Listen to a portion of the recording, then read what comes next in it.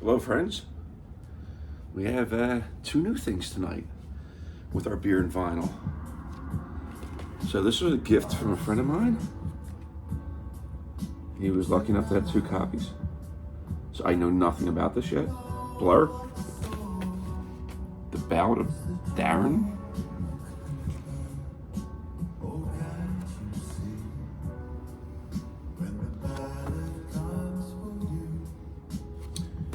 Interesting. I'm looking forward to checking it out.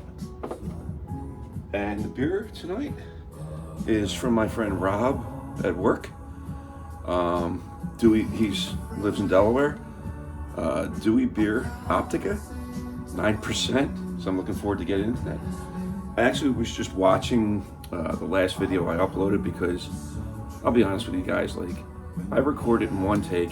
I don't edit it. And it just goes out there. So if if I say something stupid, which I did in the one, my buddy called me out on it. He's just like, I want to hear about this,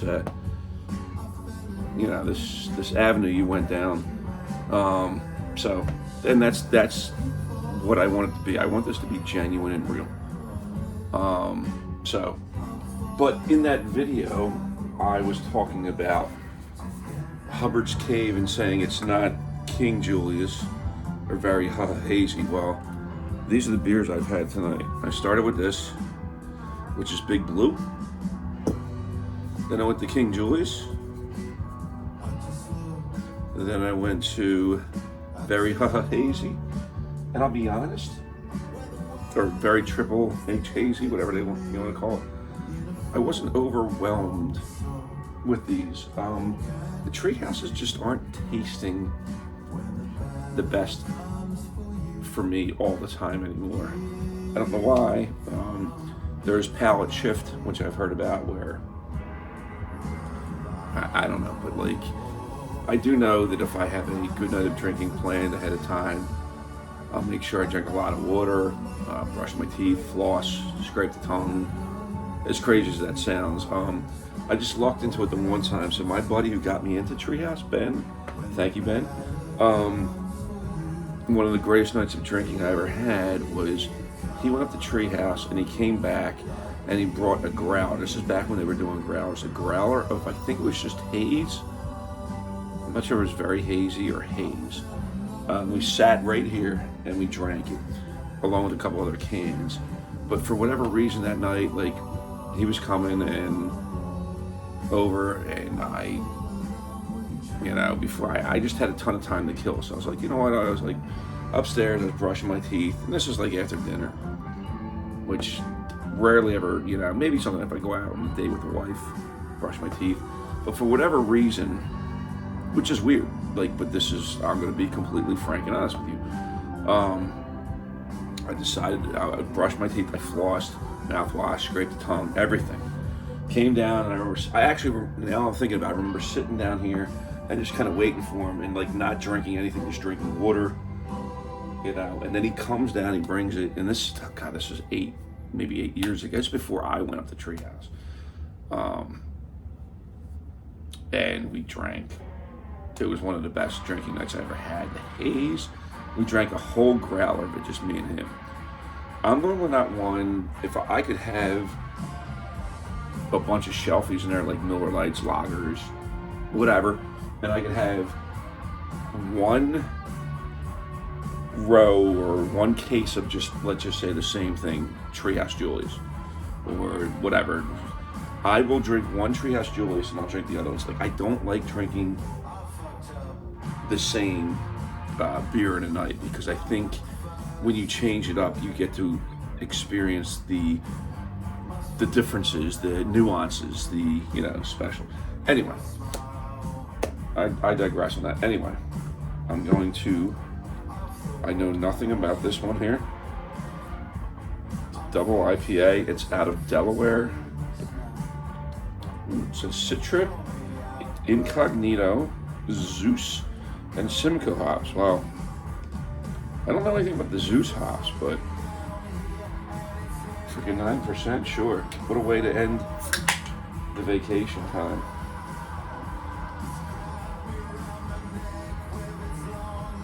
Now, I'm not going to be able to speak too much to this album unless something blows me away, because I don't know it. Alright. Once again, dark pour. I don't see anything through there. Nice. Inch. Finger, a little over a finger and a quarter maybe, of fluffy whitehead, big bubbles. Got some lasting power to that. Let's stick our nose in and see what we smell.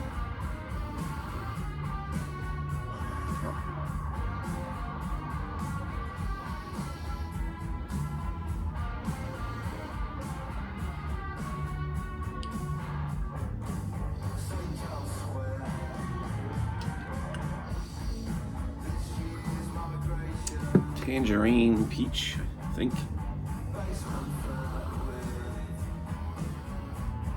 I'm not getting a ton on the nose. I guess I'm used to drinking the Treehouse. I mean, there's a fruit smell to it, but I can't. It's not fruit punch. And I just washed my hands again, and I did this in the last video. I'm trying to stick my nose in and like.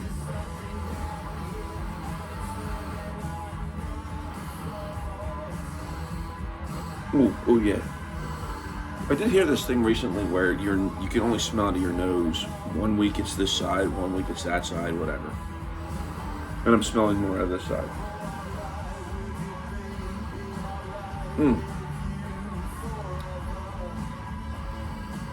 Mango. A little bit of like a sweet bubblegum maybe. I'm smelling some melon. There's some candied, like, oh my god, it's like candied cherry. Yeah.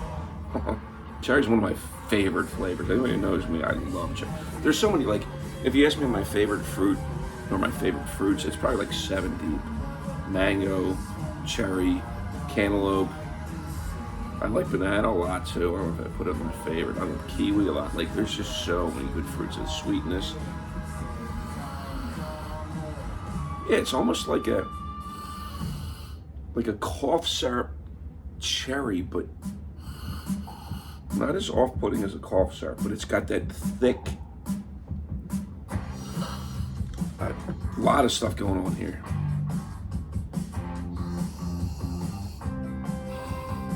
I'm trying to warm it up a little bit because this is,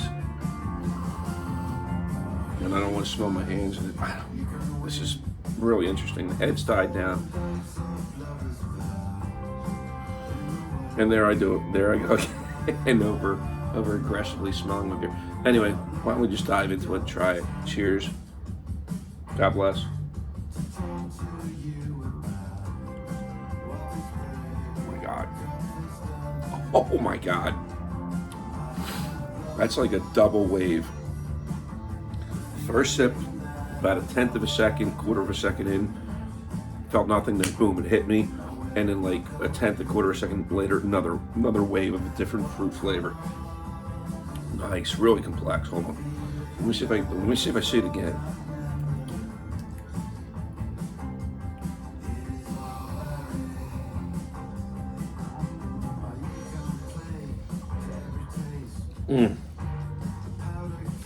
Cherry, love it.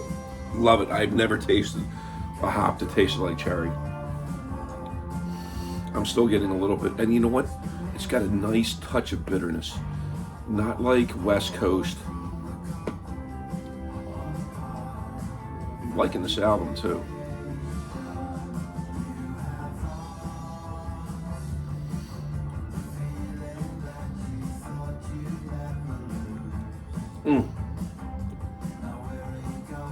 Melon, a little bit of like clementine or orange maybe.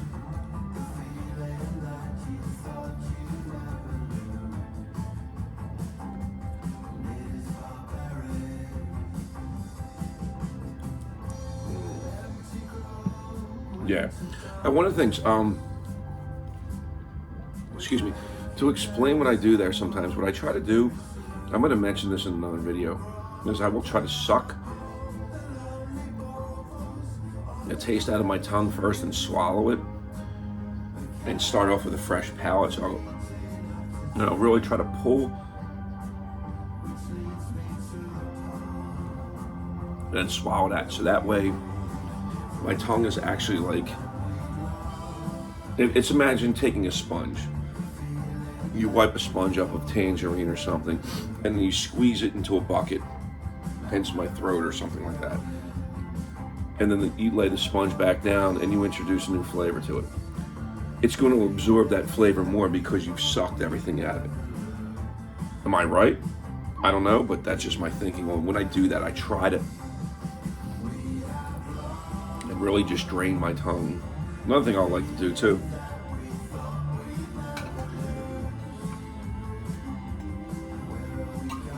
anybody that knows me is I'm a snob about two things: beer, water. I can drink, I have great whiskey here and stuff like that. I have Ardberg 5 and 10, I got Lagavulin 11 and 16, I got Bradshaw, I got Templeton, I got a bunch of stuff in the freezer.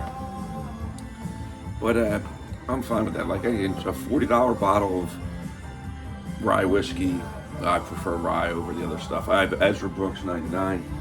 I'm not going to appreciate the difference between a $40 bottle of good rye whiskey and like a $100 bottle. I'll notice a difference, but I won't appreciate it. Beer, I notice a huge difference from just your run-of-the-mill Goose Island. I hate the rip one Goose Island IPA, but all I know is I got a case of that the one time, and I can drink 8 fresh cans of 8%, 16 ounce, which is the equivalent of drinking 16 beers, and get up the next morning and feel fine. The one night I had I think 3 or 4 just regular ones, and I had one 12-ounce Goose Island IPA. I woke up with a massive headache. It's the mass-produced, it's not the fresh, there's just chemicals and that stuff that they do. And then nothing against Goose Island, they have absolutely fantastic bourbons, or bourbon stouts and stuff like that. Their IPAs, I'm just not, they're okay for, but it's just not I'd rather drink this stuff. If somebody wanted to say for my birthday, get me beer, I'd rather them get me a 2-pack or a 4-pack of something really good than a 12-pack or a case of I don't know, whatever beer. So I appreciate this stuff more. I will tell you guys, those that follow me, I'm running low on beer in there, but 2 guys I work with are going up to Maine and, well not Maine, but New England. They're bringing me back beers, but once I'm out of these beers, I need to take a break. So I will be at some point. I wanted to do it last year, and the Eagles wound up going to the Super Bowl, and I had plans after that with stuff going on, and then before we knew it was March Madness, so I never got the chance. But I do want to take a break from drinking. I think it's good. If you take a break from drinking every couple of years for a month or so, not sure how, wow. Really good pillowy mouthfeel. And yeah, I'm tasting a cherry, and it's a richer, deeper cherry. And that's what I mean. That's what I'm saying, with the cough syrup. It's not cough syrupy, but it's a richer, deeper cherry. But I'll have to look this up because I could be completely wrong, which is the beauty of this. So, but this Blur album I'm liking. It's chill. I don't know much about it, so I can't talk about it. Like I said, I'm kind of running out of vinyl. My buddy who hooked me up with this system, and he's got a handful of my vinyls. I think I've reviewed all 3 of them. It was STP Core, Pearl Jam 10, and AIC Dirt, Alice in Chains. He's also, I think he's got a couple of my other ones. I have a second Steely Dan and I can't find it. So I'm gonna think that I lend it to him to clean it. He's got like a professional cleaner.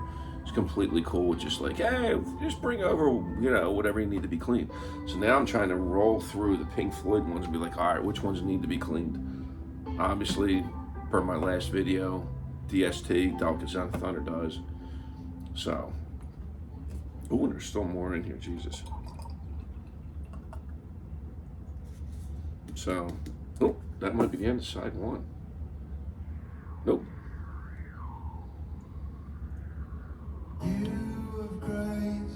Anyway, cheers. Tell me what you think. I'd love to hear some comments. I really need to, we've been talking about it, actually my son and his friends have been talking about doing like a guest appearance. So beware, there might be that out there. And his one friend, so one of his friends was a big ELO fan, and he thinks they all rip on him because, he thinks they're the greatest band ever. Whatever, but like when you're 15, 16 years old, you lock into a band, if they speak to you, that's what you think. I mean, I get that. So I remember when I went to college, my roommate tore me a new one, just because of the music I listened to back then. I'm like, he's like, oh, and he was just this down to earth guy from like Central PA. He was a cyclist. He would get up in the morning. Well, actually, he wouldn't. His alarm would go off forever, and I had to scream at him to wake up.